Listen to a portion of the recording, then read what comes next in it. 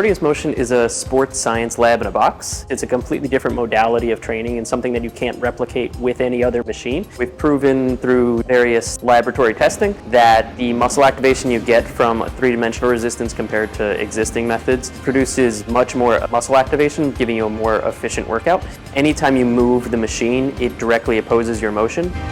The hardware takes a lot of CAD, and the CAD is really where SolidWorks comes in. We needed surface modeling, we needed more advanced features, we needed Hole Wizard, we needed things like that. We were in COVID times. I found out about the 3D Experience version of SolidWorks at that point. And once I saw what was being built, I was like, okay, this is exactly what we need. We needed some type of cloud-based platform, and that it's running SolidWorks is the best of both worlds.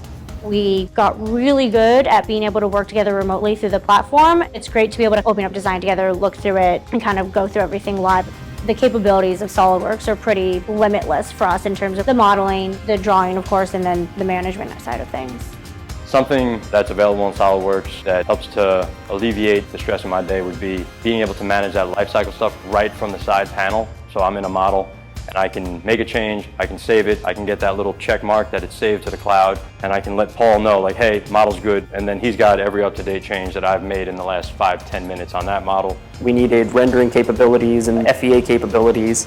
FEA simulation has definitely been a huge help for us, as you can imagine, and having professional athletes on this machine, it undergoes a lot of force.